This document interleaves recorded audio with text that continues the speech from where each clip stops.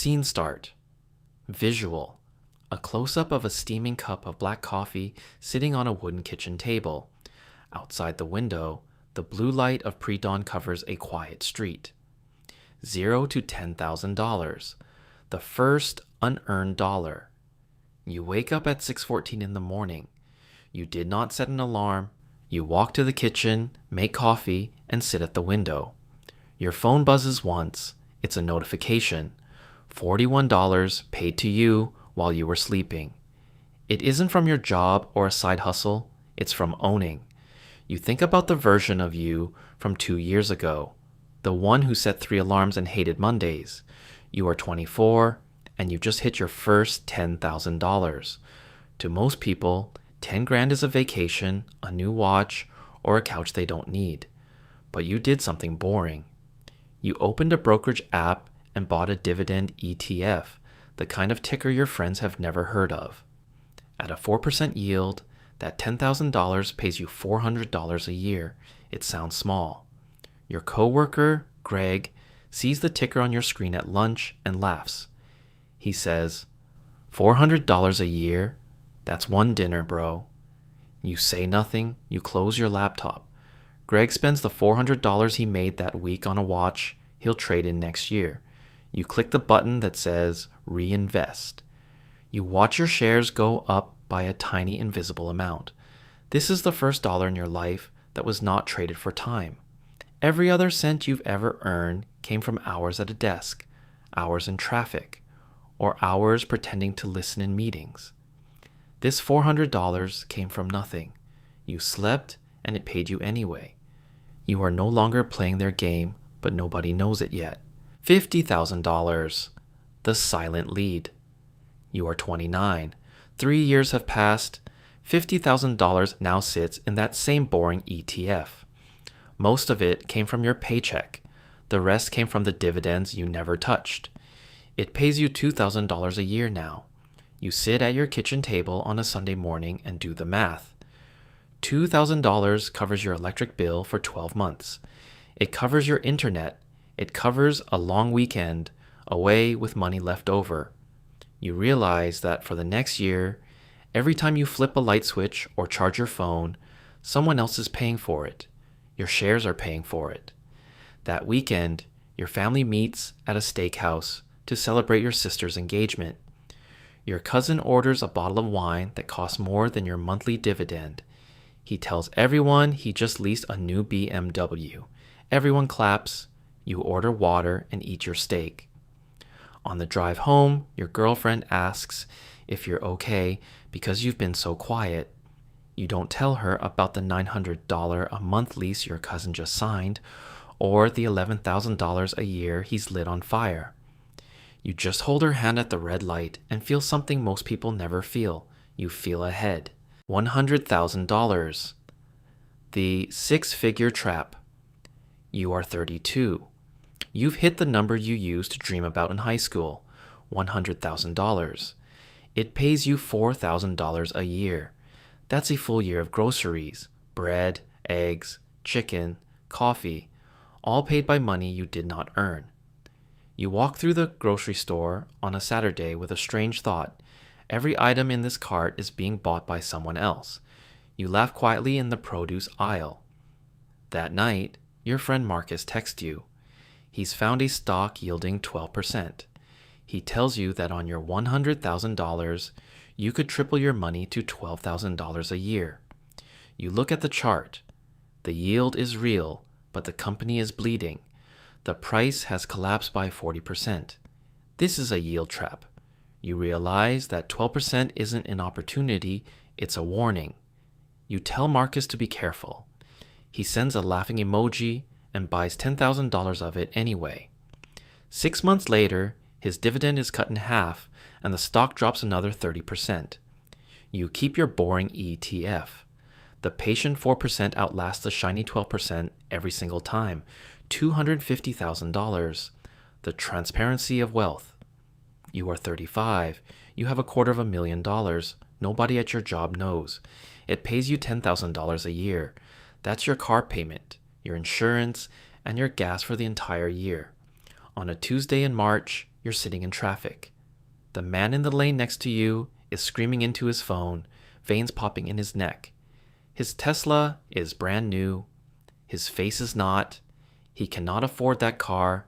You can see the debt written in the lines of his forehead. You drive a 2019 Toyota you paid off years ago. It owes you nothing, while his car owes him $800 a month for the next 4 years. You remember what your mother told you when you were 16? The richest people I know drive the cheapest cars. You didn't understand it then. You understand it now. At $250,000, the math stops being theoretical. It starts paying for things you can touch. You park in your driveway that night and sit for a minute.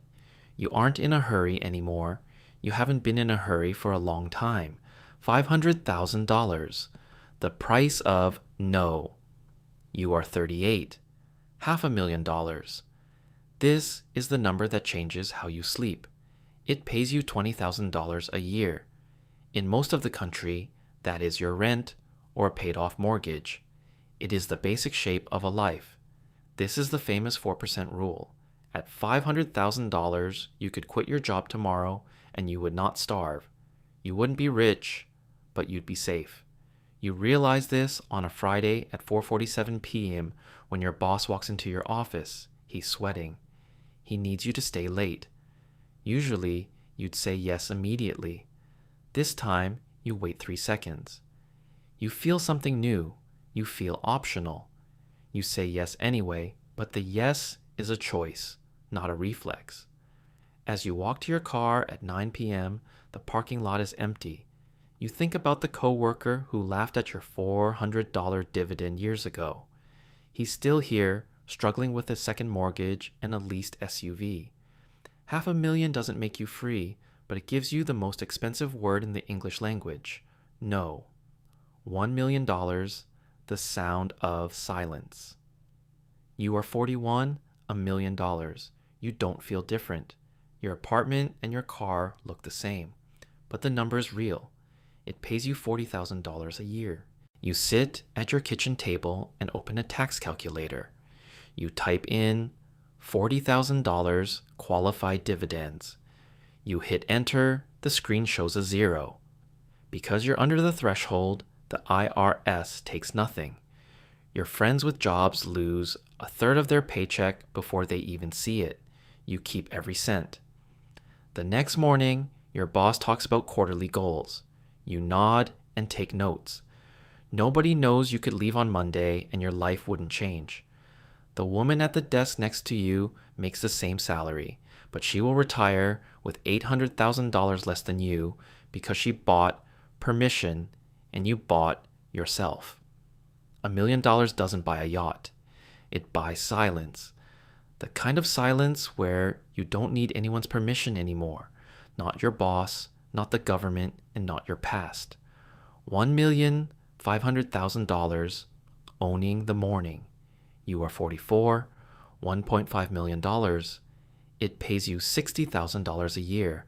That's more than the average American retiree spends, and you're replacing it without selling a single share. Your principal keeps growing. Your dividends keep paying. You read a study that says Americans feel they need $1.46 million to retire comfortably. You already have more. You look out the window at the people in traffic, late for things, stressed by things. You used to be one of them. You think about the 24-year-old kid who clicked reinvest for the first time. That kid grew up. The system did what the system does. You open your laptop and write one email. You tell your boss you're done. You hit send. You don't feel anxious or scared. You feel the same way you felt years ago when that first $41 hit your account while you were sleeping. Calm, quiet, and sure. You taught money to work for you. Now you own your mornings forever. $2 million, the final perspective. By the time you hit $2 million, the numbers have become almost abstract. It pays you $80,000 a year, tax advantaged, passive, and perpetual. But the wealth isn't in the bank account. It's in the lack of an audience. Ryan, the friend you started with 20 years ago, sits on your couch. He worked harder than you. He had the bigger titles and the faster cars. But last night, he asked to borrow $2,000. He's drowning in a hole he dug to look like he was swimming. He asks you how you did it. You tell him the truth. You stopped buying permission. You took the humiliation of the old Corolla and the skipped upgrades instead of the debt. You played a game with no scoreboard and no one clapping. The race doesn't end when you get rich. The race ends the second you stop running for people who are never watching anyway. You look at the date you circled on a calendar 20 years ago. Nobody noticed you were winning, and that is exactly why it worked. You finally know who you are, and that, more than the $2 million, is what it means to be free. Scene, end.